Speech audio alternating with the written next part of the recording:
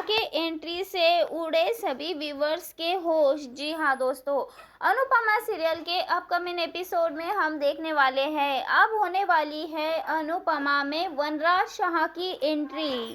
वनराज शाह के एंट्री से ना सिर्फ टीआरपी लेवल बढ़ने वाला है बल्कि आपके और मेरे जैसे व्यूवर्स भी काफी खुश होने वाले हैं। जी हाँ दोस्तों, हैशटैग पापा के परी चैनल पे आपको वो न्यूज़ मिलने वाली है जिसका वेट तो आप कब से कर रहे थे।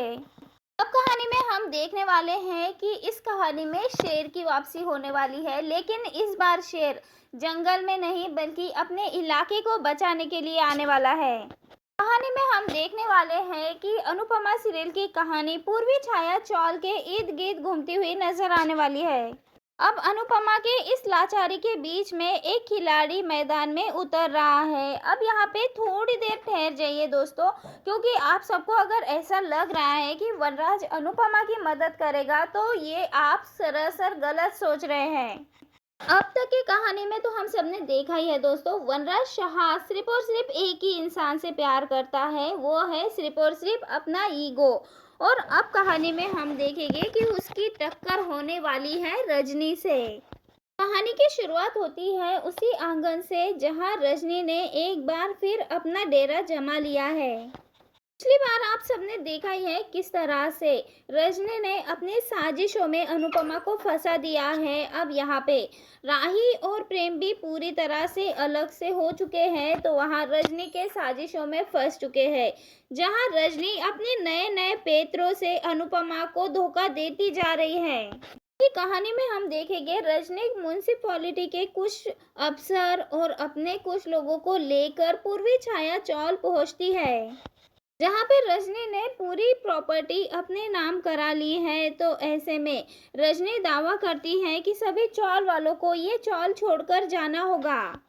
रजनी कह देती है टेक्निकल रूप से देखा जाए तो अनुपमा और चौल में जितने भी लोग रहते हैं वो सभी लोग वहाँ पे अवैध कब्जा करके रह रहे हैं। अनुपमा जो हर तरह से अपने चौल को बचाने की कोशिश कर रही थी, वो अपना माथा पकड़ लेती है और वही देविका भी ये सब सुनकर सन्न रह जाती है। वही रजनी बा और बापूजी से कह देती है कि बहुत हो गया तुम दोनों का ड्रामा, अब अपना बोरिया बिस्तरा बांधो और मेरे घर से निकल जाओ। और उस कार में से एक ऐसा इंसान निकलता है जिसे कि बा और बाबूजी की आंखों में से चमक और डर दोनों भी निकलता है। तभी वनराज अपनी कार से बाहर आता है और जोर से चीखते हुए कहता है कि तोशु, मेरा सामान अंदर लेके जाओ और मेरे लिए जल्द से एक ब्लैक कॉफी लेके आओ।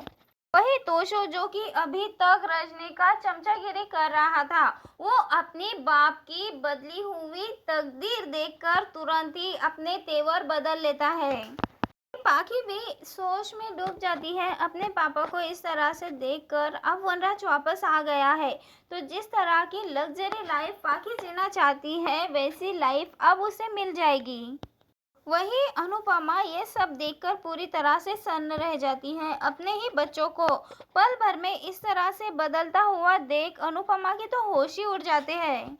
वही बात जो अपने बेटे के लिए हमेशा से ही मोह में रही है, वो चुपके से किचन में जाती है और अपने बेटे वनराज के लिए हलवा बनाने लग जाती है।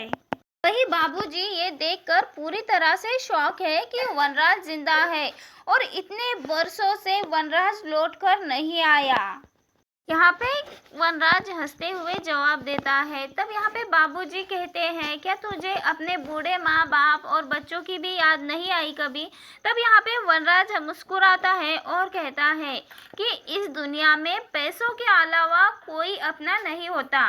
मैंने तो अपनी जिंदगी इसी जगह पे बिता दी, लेकिन फिर भी आपको क्या मिला? कुछ भी नहीं। लेकिन मैं ऐसा नहीं हूँ, तो कुछ हासिल नहीं कर पाए, लेकिन मैं तो बहुत कुछ हासिल करना चाहता हूँ। यहाँ पे वनराज की ये सारी बातें सुनकर बाबूजी को कुछ अलग ही लगा, क्योंकि वनराज के इरादे बिल्कुल भी नेक नहीं है।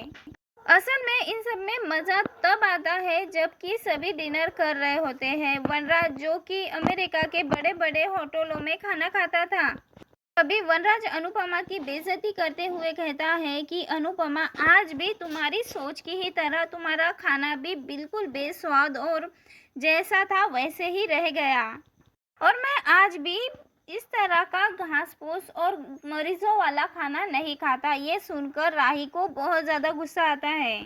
राही अपनी थाली यहाँ पे पटकने ही वाली होती है, तभी प्रेम अपनी आंखों से शांत करता है राही को और कहता है कि शांत रहो अभी। इसी वक्त वनराज और प्रेम दोनों का सीधा टकराव होता है। तभी वनराज प्रेम पे रोब झाड़ने के लिए कहता है कि तुम कौन हो, तुम नए दिख रहे हो, जाओ मेरे लिए मिनरल वाटर लेके आओ क्योंकि मैं सादा पानी नहीं पीता।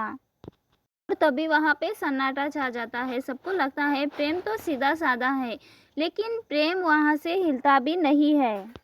अपने मुस्कान के साथ वनराज को जवाब देता है कि मैं यहाँ पे मेहमान हूँ और आपका दामाद भी, और ऐसे में आप मुझे कैसे हुक्म दे सकते हैं। और रही बात पानी की, तो प्यास लगने पे इंसान कुएं के पास जाता है, कुआं इंसान के पास नहीं आता।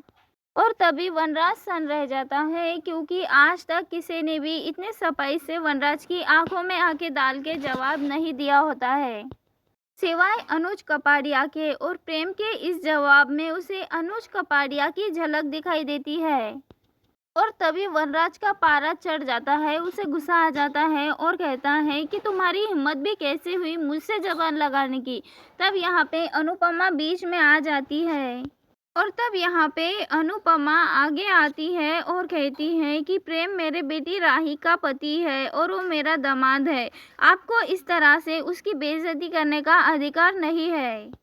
और ये मेरी पूर्वी छाया चाल है, यहाँ पे कोई राजा और कोई रन नहीं है, यहाँ पे सभी इंसान है और आप भी इंसानों की तरह ही यहाँ पे रहिए। और तभी गुस्से में वनराज अनुपमा को घूरता है, लेकिन उसे पता चलता है कि अब माहौल बिगाड़ने से किसी का फायदा नहीं बल्कि उसी का नुकसान होगा, क्योंकि वनराज को अभी भी वो पेपर्स चाहिए जो अनुपमा के पास अनुपमा के लॉकर में रखे हैं। तभी वनराज शाह गार्डन में टहल रहा होता है। तभी वनराज शाह के कानों में कुछ ऐसी आवाज़ें गूंजती है जिससे कि उसके पूरे होश उड़ जाते हैं, और वो आवाज़ें किसी और की नहीं बल्कि बाबूजी की होती है।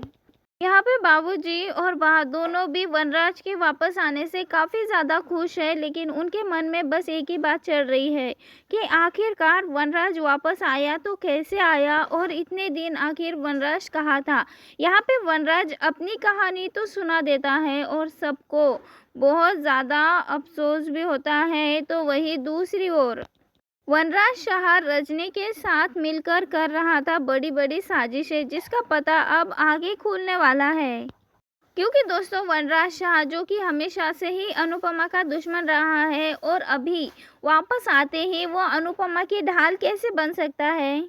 हाँ दोस्तों, क्योंकि यहाँ पे वनराज शाह अनुपमा को बचाने के लिए नहीं बल्कि उसके ईगो को लेकर सामने आता है, क्योंकि उसे लगता है कि उसके अलावा अनुपमा को तकलीफ और उसकी इस चाल को हासिल करने की लालच बहुत ज़्यादा बढ़ जाती है।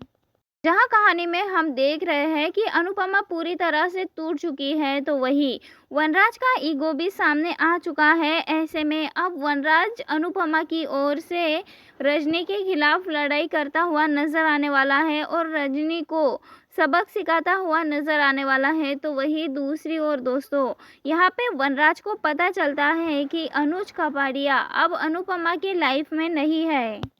वही दोस्तों अनुपमा के खिलाफ हो चुके हैं चाल के सभी लोग। ऐसे में अब वनराज शाह देखने वाला है कि आग के घेरे में बा और बापूजी फंस चुके हैं। जहां चाल वाले सभी अनुपमा को गलत समझते हैं, उसे चाल से निकल जाने के लिए कहते हैं, तो वही वनराज शाह देखता है कि उसके बा और बापूजी आग के घेरे में फंसे हैं। ऐसे में साइड में ही बाल्टी में पानी होता है, तो वो अपने जैकेट को गीला करता है, पानी के बकेट में बुड़ोता है और पहनता है और फिर बड़े ही दहाड़ मारते हुए अपने बा और बापूजी को बचाता है।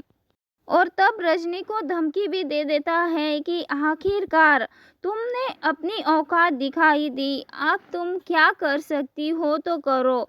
इस चौल पे तो मैं बिल्कुल भी आँच नहीं आने दूँगा। और यहाँ पे अपनी पूरी कोशिश करने के बावजूद भी रजनी इस चौल को हासिल नहीं कर पाती। तो वहीं पराग कोठारी का भी ज़मीर जाग जाता है और वो पूरी सच्चाई वनराज और अनुपमा को बताता है, उनसे माफ़ी माँगता है और यहाँ पे गवाही देने के लिए भी तैयार हो जाता है रजनी के खिलाफ। लेकिन दोस्तों, अब किस तरह से रजनी को ये एहसास होने वाला है कि उसने अनुपमा के साथ कितना गलत किया है।